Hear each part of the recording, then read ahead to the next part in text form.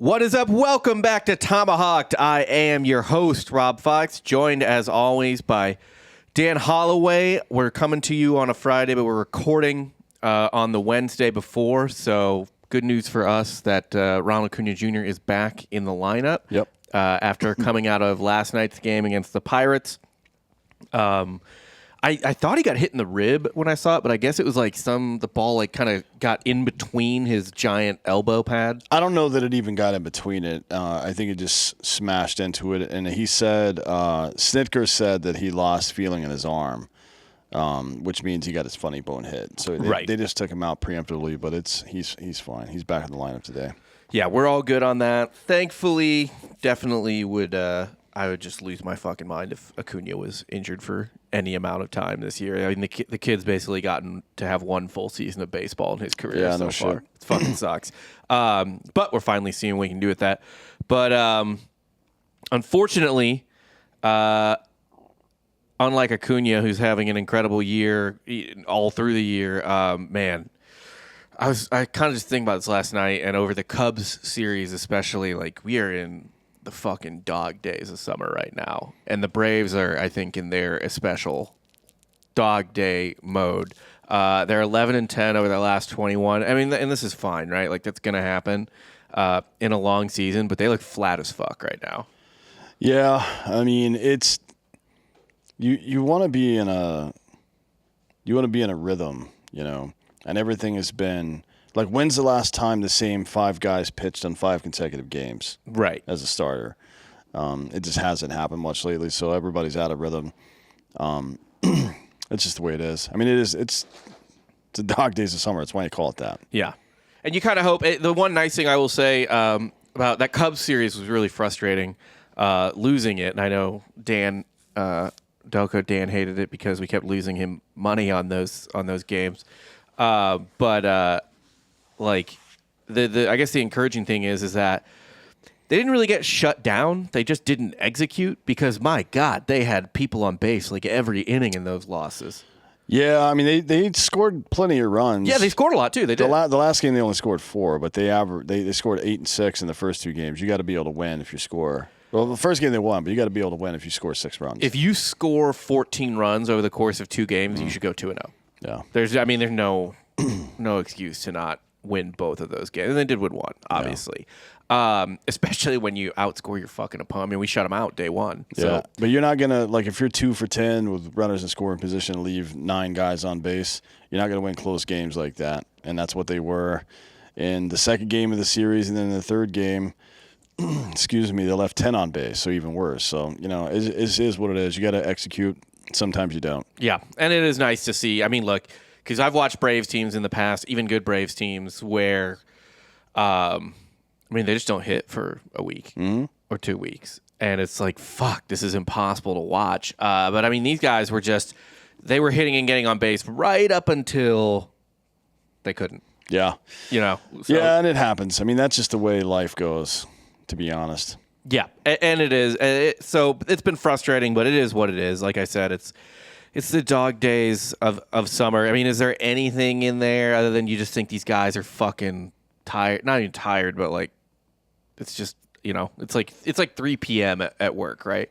Like you're trying to get to 5, and they're in the like 2 to 3 o'clock range right now. It's after lunch. Yeah, and that's why I think late season call ups are important, even if you're doing well and don't need them.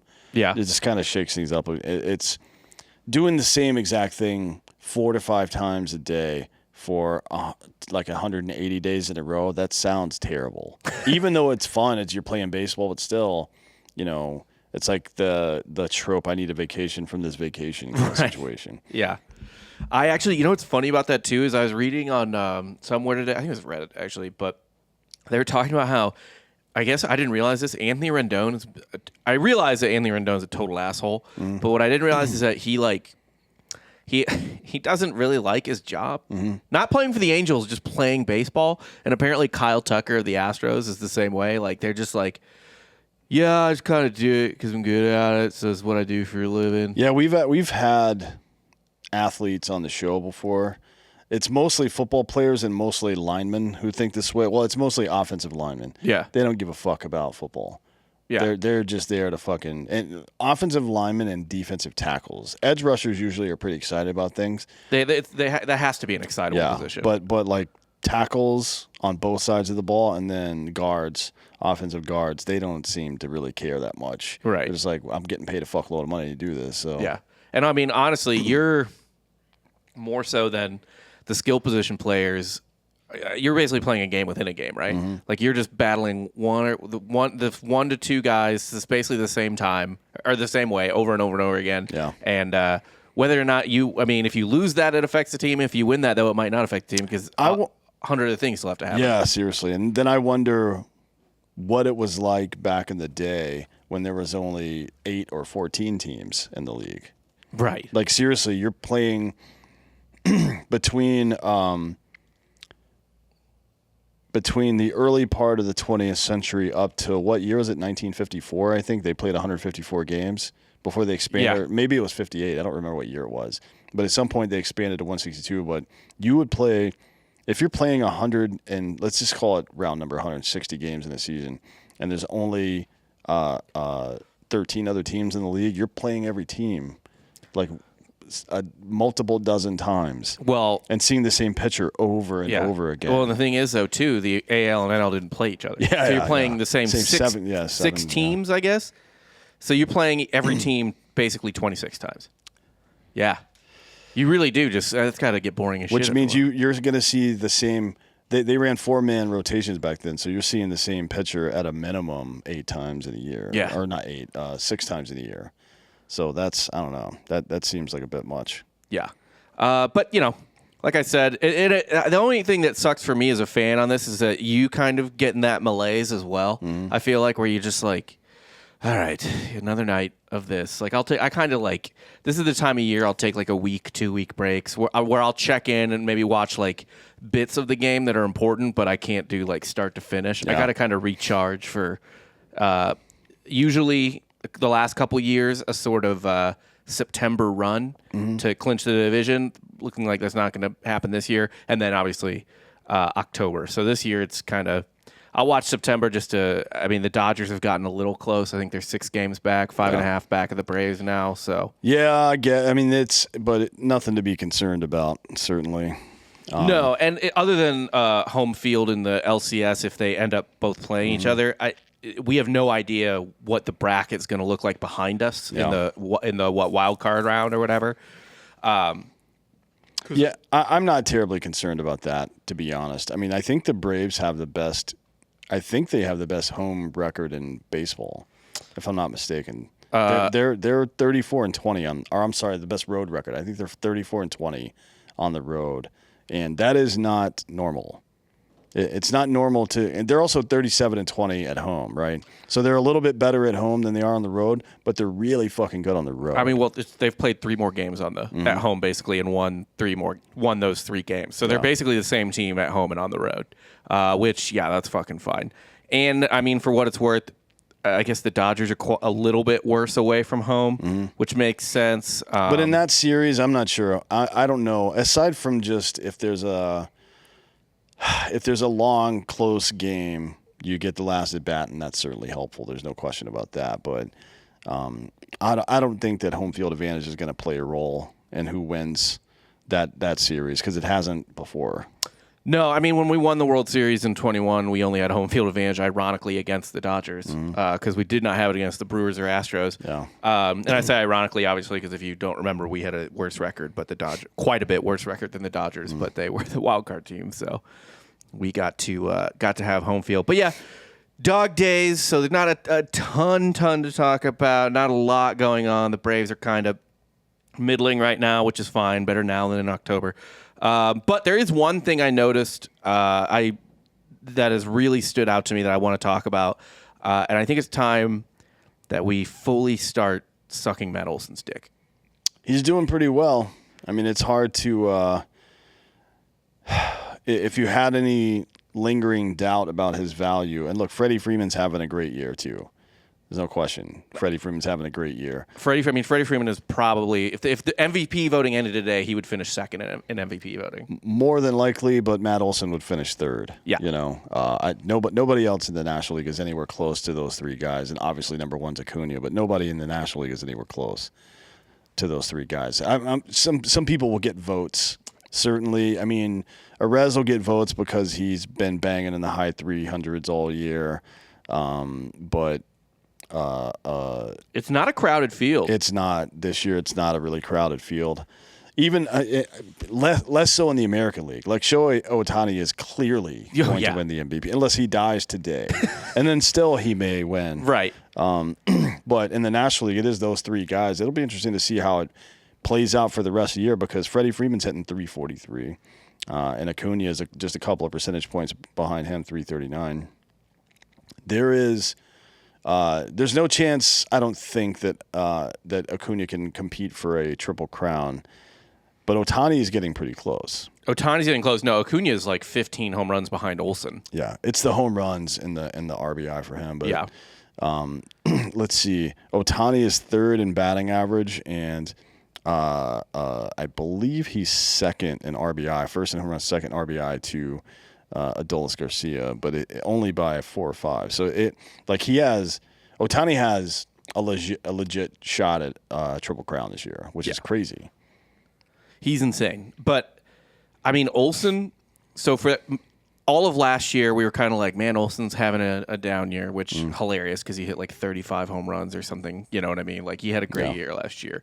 Certainly a year most MLB players would kill for, and a year most teams would take from their first baseman. But this year, starting out again, we were like, okay, like hopefully he gets a little more back to being Matt Olson. That was technically a down year for him, kind of, and he didn't really start out that way. He's been hitting home runs all year, no question, but there was a while where he was floating, hitting like 220, 230. We thought the shift or lack thereof was going to make a difference in his batting average and on base percentage and stuff like that, make him a more dangerous hitter all around, because he was one of the biggest victims of the shift. And that didn't seem to materialize for a while, but it's fucking here. Yeah, he's looking real nice. I mean, pretty much in every way. His strikeout rate has gone down every month of the season. Yeah. Like literally every month of the season, and right now it's on pace to be way lower even this season this month than it was last, and his OPS has climbed the last 3 months by about 100 to 200 points each month. So you want your guys certainly getting better as the year goes on. He's I think it is the contact and being in the right position in the batting order too. I don't think being hitting the 2-hole was all that great. So his OPS in the 2-hole was 830, and his OPS since he's been batting fourth is 1242. That'll fucking do. Yeah, and his strikeout rate is, let's see, about a third less than it was. He's also hitting 343 in the 4-hole. So that's where he belongs, clearly. And, we've talked about this a bunch before, but Austin Riley in the 3-hole has historically not been very good for the Braves. But it's been because in the 4-hole has been no one to fucking fear, frankly. It's been d'Arnaud, it's been Ozuna, sometimes it's been Albies. Yeah. But good hitters, but not. No, now you have an MVP hitting behind you, and you see the result. I mean, it's always been about approach for Riley, and I think he was pressing hard in the first part of this season. Everybody else around him is having a great season, and he starts pressing. And now I think having Olson behind you with a 975 OPS, that takes a lot of pressure off you, frankly. And then, I mean, behind Olson, you have fucking Sean Murphy. Yeah, with a 900 OPS as well. I mean, 3-4-5 is brutal. 1 through 5. I don't know that I've ever seen a 1 through 5 in the history of baseball that's better than this. I don't know. I would have to look. I mean, even those early Yankees teams, their leadoff hitters were just like they slapped the ball around a little bit. You know what I mean? It wasn't like they didn't have OPSs in the 900s back then. The leadoff hitters. Yeah. Yeah. Let me look at man. There's one team in particular that I think might be it. That might have done it. I'm trying to look up their batting order though. I don't know. Well, if it's an old team, you can tell by the number on the jersey. Because the batting order was their number. No, this is a 90s team. Damn. Okay, I can't find their batting order, but the 95 Indians were going Kenny Lofton, and then I assume Carlos Baerga was second. Was he? Did he bat second? Yeah, he was second. I think Tomei was third. Albert Bell was fourth, and Manny Ramirez was fifth, if I'm not mistaken. And then Eddie Murray sixth. Yeah, I believe so. That's pretty goddamn good. Yeah. That's not too fucking. That was the first one that came to mind because Tomei, Bell. Well, that's a young Tomei and an old Murray. Yes. So not as good as their peak, certainly, but still pretty serviceable. And Baerga was really good, but he wasn't great or anything. I mean, man, and their first baseman, Paul Sereno, hit 25 home runs that year as well. Yeah, Paul Sereno went on to have a great career with Chicago after that. As a matter of fact, I think he won a World Series in 2002 with them, right? Or three? What year? Or five? Sox won in five, yeah. Yeah, maybe that team. That's pretty good. But, yeah, you're right, Murray was old. But, I mean, just everything that I was just like my eyes were popping looking at Olson's numbers because I hadn't really checked in aside from just the home runs because he's one home run behind Ohtani now. He's got 39 and Ohtani's got 40. Oh, and the RBIs because Olson was the first major leaguer to 100 this year in RBIs. So he's leading the major leagues in RBIs. But I had not realized that he had climbed to 7th in WRC plus. He's 155. That makes him a top 10 hitter in baseball. And he's top like 20 in wins above replacement. But I don't really care about wins above replacement. Is fun to look at, but he's getting dinged negatively on defense, which like just blow me. Like, he's obviously not bad at defense. Yeah. But yeah, second in homers. OPS at 975, which is, I mean, I didn't realize that. I had not realized it had gotten that high.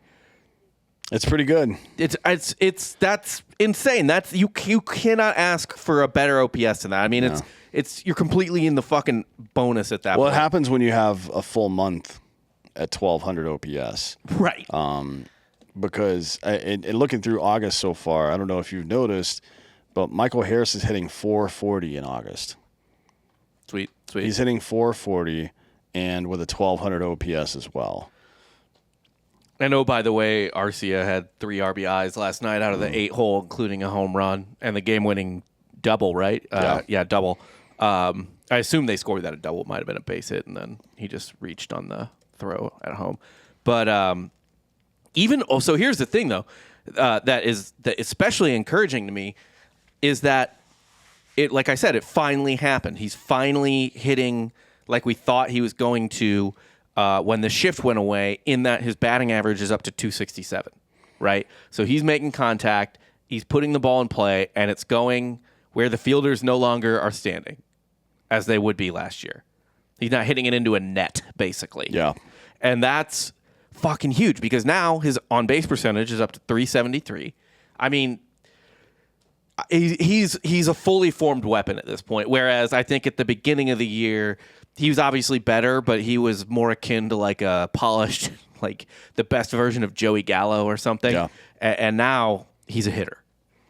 I'm looking at the highest team OPS in history, and you have to scrub out the teams from the 19th century, obviously. Yeah. But then that's the first 3, and then the next 3 are all 27, 30, and 36 Yankees. Sounds about right. I don't really pay much attention to that, to be honest. That's like anything pre-war, pre-integration kind of. Yeah. But the team since World War II, 1950 Red Sox, that's when Ted Williams came back.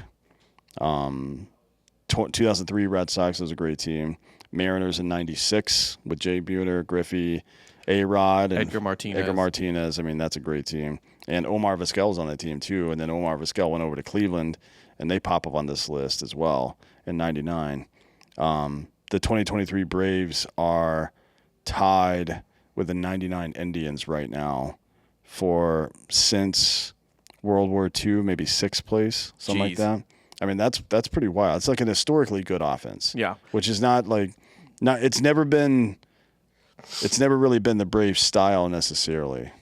With the exception of 2003, we have always been a light offensive team, I feel like. Like, it just hasn't been. I mean, like that 99 Indians team, by the way, also fucking insane. Manny Ramirez was still there. Yeah, I mean, here's their daily lineup. Kenny Lofton, Omar Vizquel, Roberto Alomar, Jim Tomei, Manny Ramirez, David Justice, and a young Richie Sexson was his backup, by the way, who he went on to do pretty good, pretty well in what do you call it, in Milwaukee after that.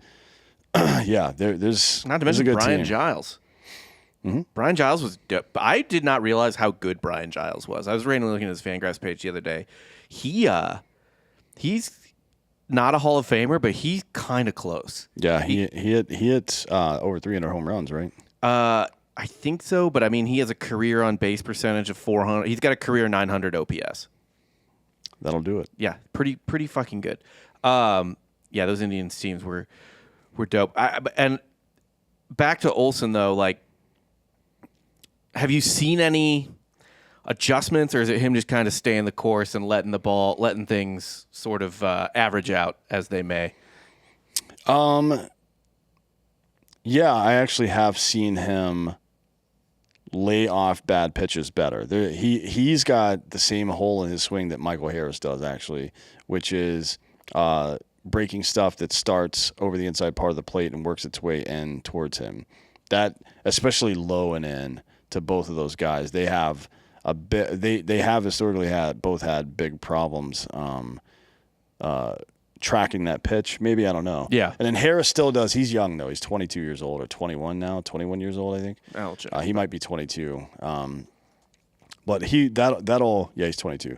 That'll come with time for him, because you can still pepper that fastball just high out of the zone and he'll swing at that shit. Yeah.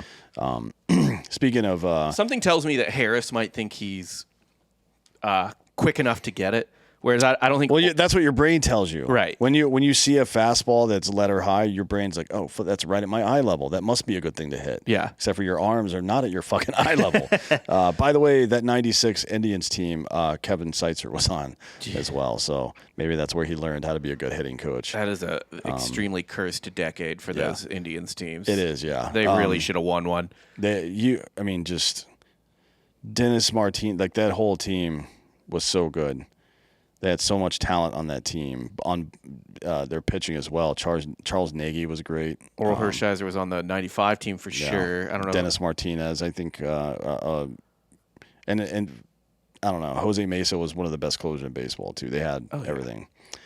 But anyways, as far as Olson swinging, I don't think I've seen anything mechanically change with his swing, but I definitely have seen his approach better.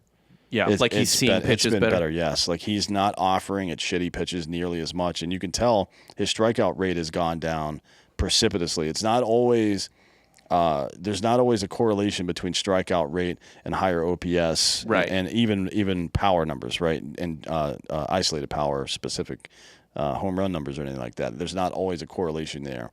But I think it does speak to what problems he was having, the fact that his strikeout rate is down and his OPS is up so high. Yeah. Because he's he's hitting good pitches now. He's crushing good pitches now. And, it's interesting. He's not necessarily a slow starter. His career OPS month by month is relatively evenly distributed. Usually June is his best month. He's got a 900 OPS in June, but every other month, 834 in May. So I guess you could say he's a slow starter. But March, April is 852, and then 885 July, 841 August, 857 September, October. So June is by far his best month, but otherwise it's pretty much the same all through the months, and even WRC plus about the same every month. August is actually usually one of his shittier months. So it's not. It doesn't seem like it's just like, oh, he needed time to warm up or anything like that. It's just, I don't know. He's young enough too, where maybe we're seeing a just growth as a player. Yeah, I mean, if that is the case and something's clicked for him, and the result is, you know, a 950 plus OPS and 50 home runs and 140 RBIs, you can't really complain about that, can you? I mean, No. That's pretty good. I mean, we have it like Acuna's on pace for 145 runs scored. Yeah. And 98 RBI. I mean, that's an all-time good season. That's a steroid era season. Yeah, You know that's what I like mean? if you gave Ricky Henderson steroids. Yeah. Essentially, what's crazy to me about the Olson thing too is, so Olson has 100 RBIs. This is where I wanted to get with this conversation in particular is, I think you can now make a serious argument that he's as or more valuable than Freddie Freeman this year, even though Freeman has higher win above replacement and a higher WRC plus. I don't think there's any question about it, and it isn't about how Olson specifically compares to Freddie Freeman because they're both great players. Freddie's obviously better at making contact. He's a better situational hitter, all that stuff, right? He's a better two-hole hitter. We don't need a better two-hole hitter. Right. Like, if you look at how well Austin Riley has played in a spot in the batting order that he has historically for multiple seasons not been very good in, and now all of a sudden you put Olson in that position behind him. That and this is what, you know, great managers do. It's why it's weird that this didn't happen fucking 2 months ago when Olson's OPS, when his raw numbers were good, but his OPS was fucked for him. Yeah. In the 2-hole for 2 months. A 2-month-long experiment. And they were winning games, so what the fuck are you going to do? Right. But it's everybody, we were all talking about the batting order for months. Yep. Like, when the fuck is Snicker going to do something about this? Not us on this show. I mean, everybody on Twitter on every Atlanta Braves post in the first 2 months of the season were like, what the fuck are we doing here? Everybody was having conversations about moving Riley around, whatever. So anyways, back to the point. Olson to the Braves is more valuable than Freddie Freeman is because of him being able to elevate Austin Riley's game. That's to me, there's no question about that. So you think it's sort of like an NBA situation, right? You can't just necessarily, you could for a minute, but you can't really anymore just slap 3 superstars together and be like, go win. Because they have to complement one another. Right. Certainly, yeah. And look, Austin Riley had a great year last year. Great year. Missed very little games. He's on pace for a better season this year. He's going to have more hits this year. His OPS is going to be, well, we'll see if his OPS continues to climb. It looks like it could track to be better for him. His strikeout rate is going to be down a little bit this year. He's going to have more RBI this year and more hits than he had last year and score more runs than he had last year. And that's like, the point of offense is to score runs. Right. And he's going to score about 15 or more runs more than he did last year this year, just by way of having Matt Olson hit behind him. That's well, and you know, something that's interesting, and obviously stats, a lot of stats have gone out of vogue, right? Like batting average, RBIs, because their batting average doesn't paint a whole picture, and RBIs are dependent on other players, right? You can't just walk up there and score 3 points like you can in basketball, right? So one thing that's interesting to me, though, I looked this up a week ago, I don't know if I brought it up, is that Freeman and Olson have basically the exact same number of at-bats with men on and men in scoring position. okay. All right? Olson has about 20 more RBI than Freddie Freeman.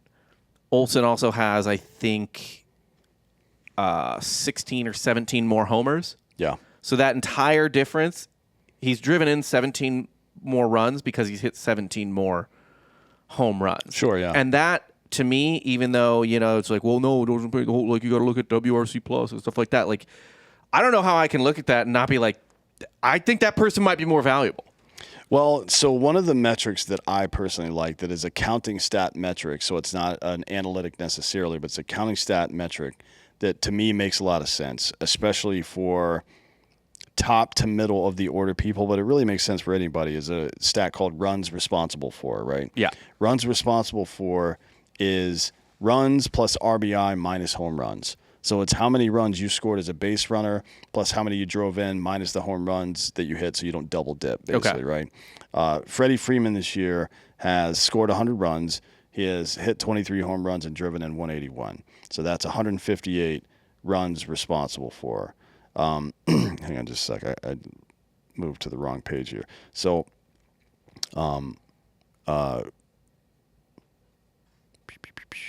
Olson has hit... he scored 86 runs plus driven in 100 now, right? Yeah. So that's 186. And he's hit how many? 40. 40 home runs. Oh, no, 39, sorry. 39, so minus 39. Oops. Minus 6. So he's about... Hold on, where was it? 158? He's about 10 runs responsible for behind Freddie Freeman right now. Okay. So... but you can track these based on the position in the lineup. So you get an average, I think, of 23 extra at bats for each higher rung in the batting order you are. Right. Right. So he's 2. So that's 46 additional at bats. They're close. I mean, it's way closer. And Freddie Freeman is having a career year this year. It would be the best year of his career. This would be the best year of his career. He's got an OPS over 1,000, and still Matt Olson is neck and neck with him just now entering his prime. So the question, I guess, is, or just not just now entering his prime, but now that he's starting to move into his prime, I don't think there's any objective way you can look at that and think that it's not going well. Right. That the right decision for everybody was made, including Freddie, by the way. I think that was a good, like, his family's from SoCal, so all that makes sense to me. And Olson's a Georgia guy. Yeah. I never got butthurt that he was going to leave at any point. I thought it's fine. It's certainly not, especially when you're just going back home. Yeah.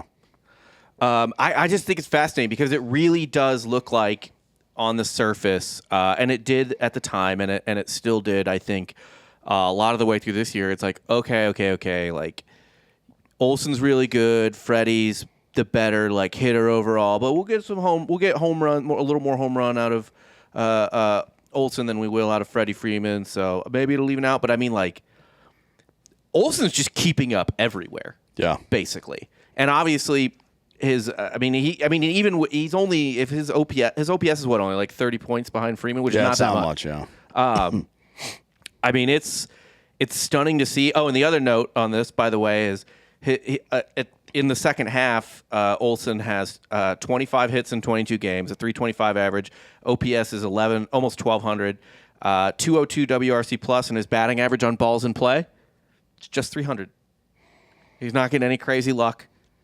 He's just fucking hitting. Yeah. So this to me is just really fucking exciting to see, because I always loved from Freddie just the way he was, like, just such a fucking reliable hitter, and was the thing, you always love about Chipper Jones, right? It was just like, man, this guy just can fucking hit. Well, the stats are super. The rate and counting stats are all really close, but you can see differences, and it's why, like, Olson, it belongs in the 4. He belongs as a cleanup hitter. You can see the differences. Freddie Freeman has like 20 more doubles than Olson does. And I don't want my 4-hole hitter leading the league in doubles. Right. You know what I mean? The Braves are fortunate to have a middle to lower part of the lineup that crushes anyways. But all things being equal, you want more doubles in your 2 slot than their 4 slot, obviously, for all the reasons, right? Because your best run producers, the guys that drive in runs, are coming right behind you. So it's just a matter, like, the numbers are a little bit different, maybe adjusted for the position of the batting order. They might even be closer than they already are. But Freeman in the 2-hole makes sense, and Olson in the 4. I don't think I would flip-flop those guys. I think that was a mistake. It's Snitker just not – it's Snitker being an old man. Right. It takes them a long time to fucking figure out what's going on, I guess. I don't know. It was very bizarre that he was just like, well, we put our old first baseman there, so. It's like batting your fastest guy leadoff. That doesn't always make the most sense, dude.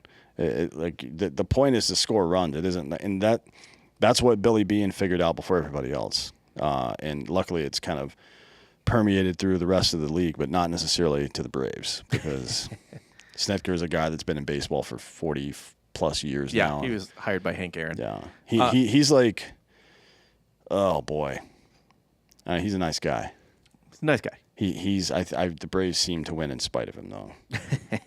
But I will just say I'm very excited to see this from Matt Olson, and I think now that his home runs are so high, people talk and the RBI, but really the home runs, he's neck and neck with Ohtani. That people are starting to talk about him a lot, but he really was kind of drowned out in the talk of all the other stars, of Acuna, of course, who deserves to get more ink than Olson, certainly.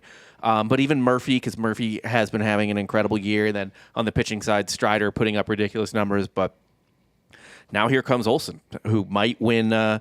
He's not going to win a Triple Crown, but he might end up leading the majors in 2 of 3 Triple Crown categories. Yep. And I mean, it's just crazy. And I'm really, he's a good dude, so I'm really happy that he's finding success in a non-Joey Gallo type of way. Yeah.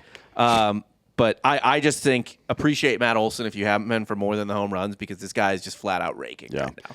And I also wonder about Acuna. I really do. He's definitely healthy now, so that's good. For the first time in a while, he's this from the beginning of the season. He's been fully healthy this whole time, and yeah, that plays a big role, I think, in the production and shit like that. But the way he's elevated his game this year is what you typically see out of a guy in his 27 to 29 year stretch, right? Like when you're entering your prime, which is where Olson is right now. Yeah, right. So, and you're seeing it in Olson. He's doing that. The way that it isn't just about being healthy for Acuna. The way that he's elevated his game, like his strikeout rate is so low.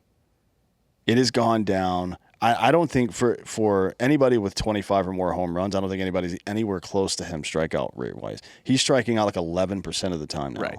It is the lowest I've ever seen for a power hitter. I mean, he is putting the bat on the ball at will with the likes of Arez or Freeman, but doing it with a fucking cannon exit velocity.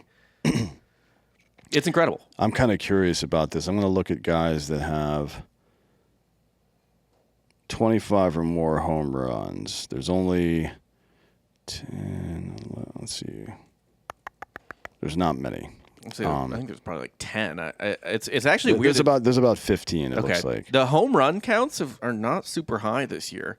The Braves, I think, in the top like 15, the Braves have like 4 or 5 guys. Yeah. So there's it looks like there's about 15 guys that have 25. Yeah, 15 that have 25 or more. 1, 2 of them have less than 80 strikeouts, and those 2 people are Ozzie Albies and Ronald Acuna, and Acuna has 16 less strikeouts than Albies does. I mean, I don't know that I've ever seen anything like this in the modern era of baseball. Yeah. Maybe with Bonds or something like that during his stretch, but goddamn, if you're getting compared to the most juiced up human being of all time. Yeah, fucking for real. That's pretty wild, man. I got to be honest. It's his just everything he's doing is incredible right now, and this is his age 25 season. Like, where's it going to go from here? I know, it's unbelievable. And I mean, even so, Freeman's got 23 to compare to Acuna, because they are the 2 front runners for the NL MVP race. He's striking out 5% less than Freeman and walking 1% more. Yeah, that part is really wild, because Freeman isn't much of a strikeout guy either. No, and he's a on base machine, but Acuna has him beat on base, and not quite on slugging, because Freeman is cranking doubles. I'm trying to find a decent comp for this, and from the modern era, the only person I can think of is Mike Trout, but he struck out a lot. I mean, he struck out like 140 plus times a year in most of those MVP caliber years he had. Like those 9+ wins above replacement years where he had 1,000 OPS. Almost every one of them, he had 140 plus strikeouts in those, and Acuna's on pace for like 80. I mean, for the entire 80 or 90 strikeouts for the entire season. Matt Olson, by the way, 5th in the major leagues in walks. Makes sense. I mean, I bet there's a correlation if you look through his career. There's probably a correlation with walks and a higher slugging percentage. I bet there is. Yeah. Just because he's seeing the ball better and not swinging at bullshit pitches. Now, I heard the broadcast talking about this the other day. about the Braves lineup. And one of the things that that I think it was, it may have been Glavine. I don't remember who it was exactly, but they said the thing that's different about this team, because they were talking about the team OPS. Yeah. You know, they've been making these graphics that show all the Braves hitters OPS and the league average OPS. Right. It's like, all right, cool. That's everybody on the team is well above the league average in OPS. But then Brian, I don't remember who it was. Somebody said, there's two things you know about this team. One is that every one of these hitters can fuck you up, right? Yeah. Everyone, there's not a safe place in this lineup. And then part two is these guys play every single day. Mm-hmm. Like almost everyone, except for the catcher position, or if somebody's injured somewhere, the top 1 through 4, they played every single game this year, I think. So Acuna, Albies, Olson, and Riley have all played every single game. Yeah. So 1 through 4 in your lineup has played literally every game, and 5 in your lineup is your catcher position, where you have 2 guys that are all-stars. Right. Do you do you have any concern about that? No, they're all 25 years old. Why would I have any concern about that? No, play every game. Man. Yeah. I mean, I don't know. Freeman always played every game too, and so did Dansby, and that never seemed to affect the them. oldest guy on that list by a wide margin, by about 3 years. I think Riley's actually 26 now, but Olson's the oldest guy at 29, but he plays fucking first base. And by the way, he doesn't run fast enough to even get tired, so I'm not worried about that at all. To be honest, no, I'm not worried about that. Does anybody have more fun as a unit playing baseball than Acuna, Albies, and Orlando Arcia? Honestly, do you see anybody having that much fun play? Not since Adrian Beltre, and then whomever his sidekick Elvis is. Andrus. Elvis Andrus was one of them. Yeah, he always had one. He always had a little buddy. Yeah, and then Miguel Cabrera as well. Always had a little buddy that he would like to fuck with on his teams. It's easy to have fun when you're winning, I guess. Well, I mean, all the with the exception of Olson, basically all these guys have known is winning. Yeah. Certainly, I mean, Albies was called up, I think, the year before we made our first playoff appearance with this iteration of the team. But Riley and Acuna have only been there for the playoffs, and Olson, he even made the playoffs in Oakland once. Yeah, no shit. That's a claim to fame these days. I know. He made the last Oakland playoff team, as a matter of fact. Ever. Probably. Yeah. I would imagine ever. Well, they're not making it this year, so yeah, it definitely was because they're moving now. Yeah, it's good. I like seeing that. You can tell it isn't like Kyle Tucker or something. And no offense to him, he's a fucking great baseball player. I love watching Kyle Tucker play. But these guys clearly enjoy their jobs every day. 100%. From top to bottom. Like the backup catcher, Darno, is like the happiest dude I've ever seen. For real. I don't know that Ozuna knows where he is half the time. No. But everybody else seems to be pretty – they really enjoy playing baseball. God bless him. We don't like him, but he seems to have fun. Yeah. He's constantly – slapping his wiener around in the dugout and whatever the fuck else.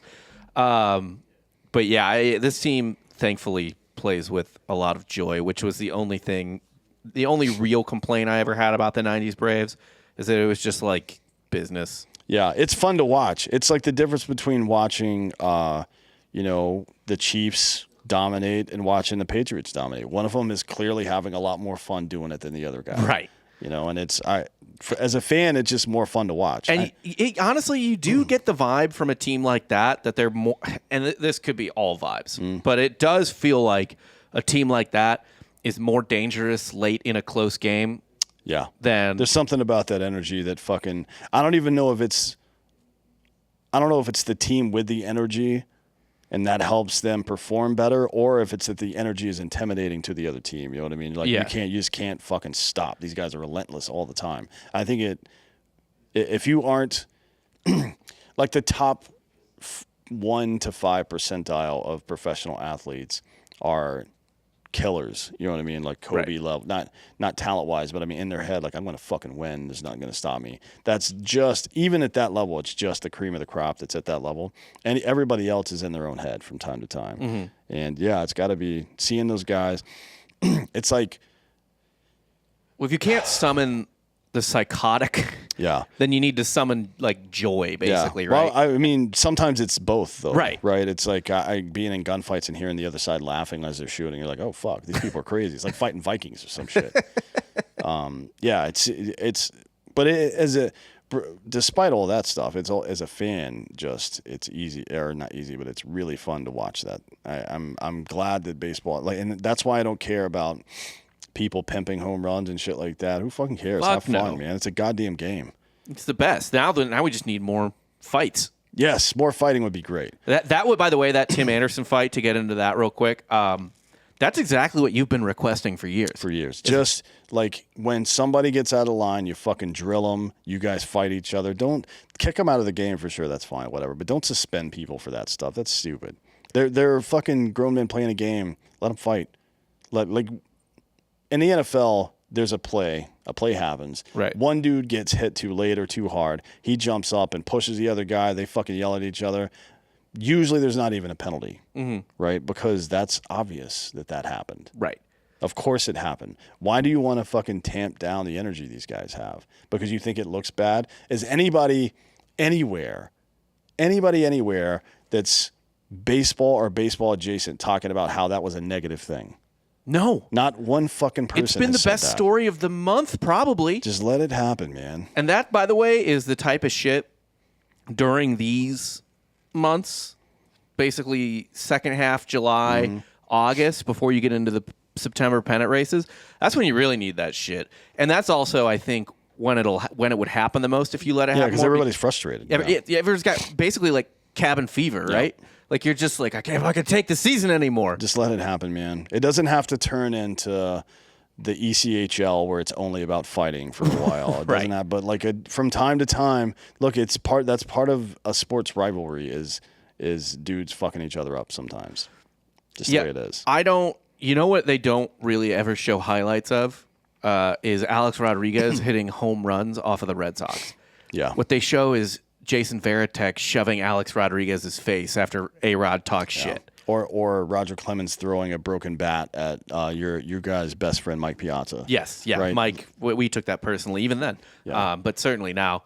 That's what you see. Like I don't know a single other highlight from that Subway series from 2009. From 2000. Oh yeah. Then Roger Clemens throwing the bat at Piazza. No, maybe. Well, it was later when Pedro threw homeboy on the ground, right? That old dude. Oh, Don Zimmer? Yeah, Don Zimmer. That was around the same time as the A-Rod shit, I think. Or no, that would have been a little... No, yeah, it was around the same time. Yeah. That might have been the same fight. It could have been, yeah. Yeah.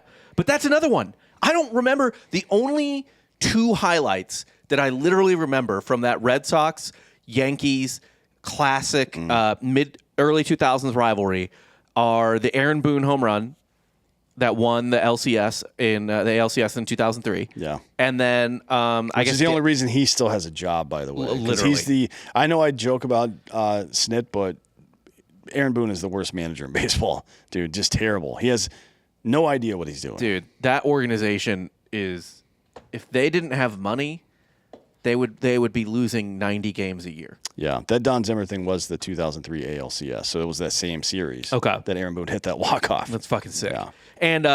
And you hear I've seen Pedro throw Don Zimmer to the ground more than I've seen the Aaron Boone walk-off. Way more. There have only been, I think, at the LCS level or higher, I think there's only been 3 walk-off series enders in the history of baseball. And I've still seen Zimmer get thrown to the ground more than that. Right. And I mean, that's the same with the Varitek shove. Like, those are the lasting images. It's not, if it's not even the walk-off, that should probably tell you something. Yeah. And again, like, you don't want the fighting to become the main attraction, but it won't be, because at the end of the day, like, I assume no Red Sox fan, I guess they got their redemption in 2004, but no Red Sox fan is really like all that hyped about Pedro throwing Zimmer to the ground, knowing how that series ended. Yeah. It's really for us. It's for the people who aren't Red Sox or obviously Yankees fans, because I don't think they like seeing Joe Torre's grandpa get fucking thrown into the dirt by an immigrant. But definitely not in Southie. No, they didn't want to see that down there. We don't want to play that shit down here. No, in Charlestown. But I would love to see more of that. And by the way, there's reason to not want it to. There would be reasons to not do it too. Like, you certainly wouldn't want, like, we certainly wouldn't want, Ronald Acuna breaking his hand on some Pittsburgh Pirates face, Right. No, but that's why you have a fucking goon on your team. Yeah. You know what I mean? That's the whole point, is to have a guy that does that for you. Your third string catcher is just some fucking psycho. Yeah. I don't know. Baseball's weird about doing stuff sometimes. Teams are weird. Like this bullshit going on with with the Orioles.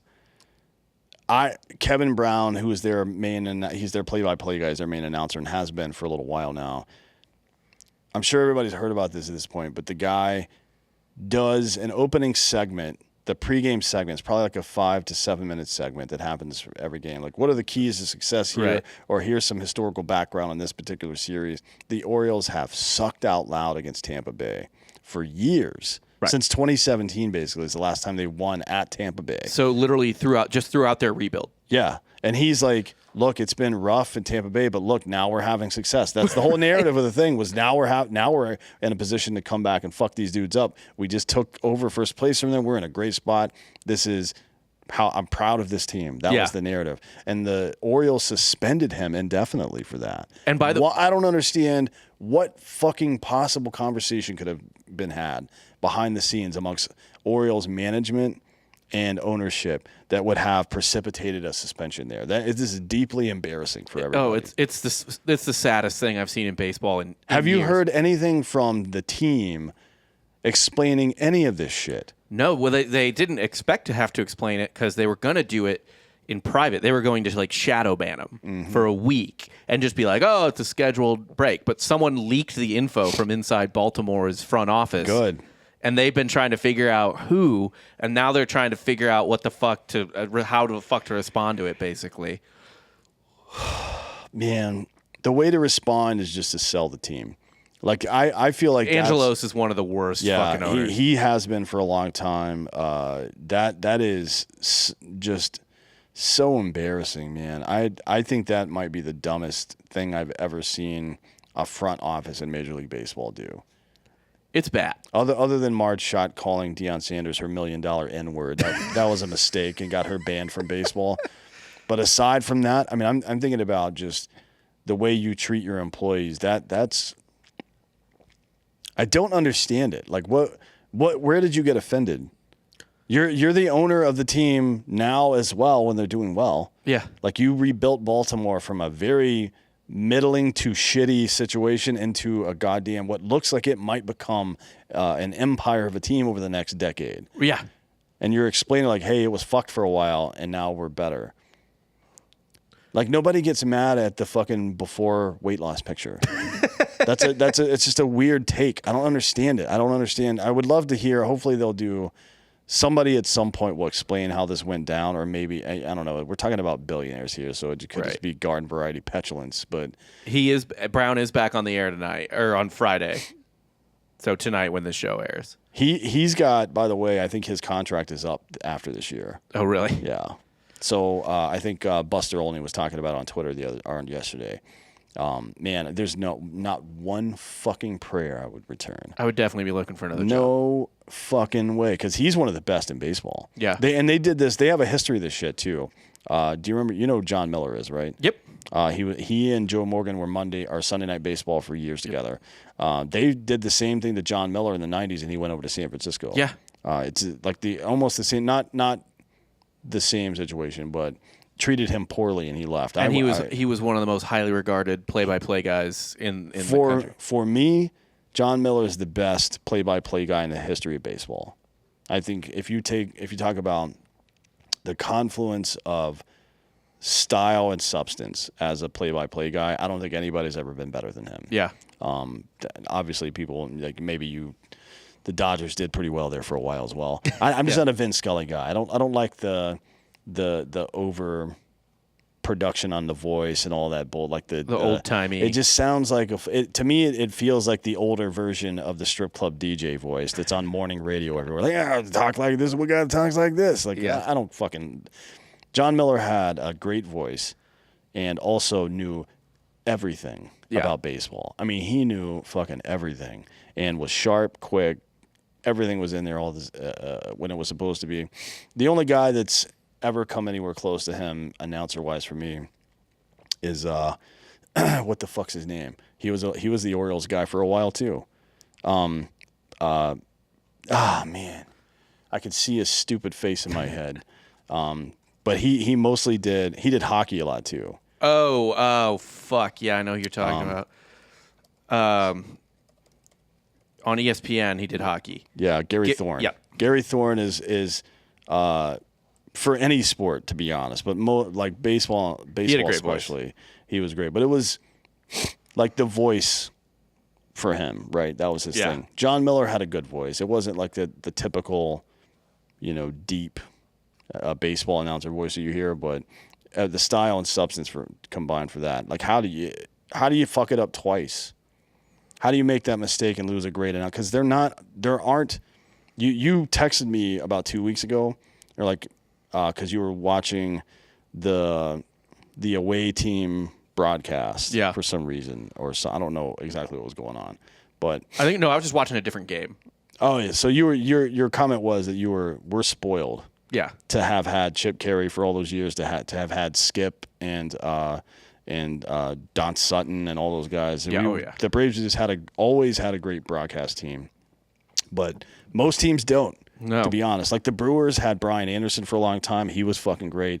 Most teams just don't have a great one. There are, if you have an MLB TV subscription, there are some bad. Yeah, scroll through them sometime. If you've got that full subscription, listen to some of the other teams and see how bad they are. And then how, like as an organization like the Orioles, where that guy is going to end up being the voice on SportsCenter a lot. When you make the highlight reel, the guy that's calling the home run, that's calling the big play, that's calling the World Series win or whatever, right?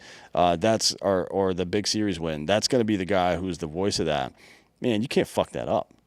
Over nothing, for Christ's sake. Angelos, that whole situation, he's an insane person. I hate him, yeah. He sucks. That is all we got for today. Hopefully the Braves turn it around for the rest of the week. We got Max Fried on Wednesday night tonight going against the Pirates, so I'll be tuned into that one just to see Fried hopefully keep up the form, because he looked like a fucking killer against He looked the as good as I've ever seen him. Ever. That start was incredible. So we'll see. For Dan Holloway, I'm Rob Fox.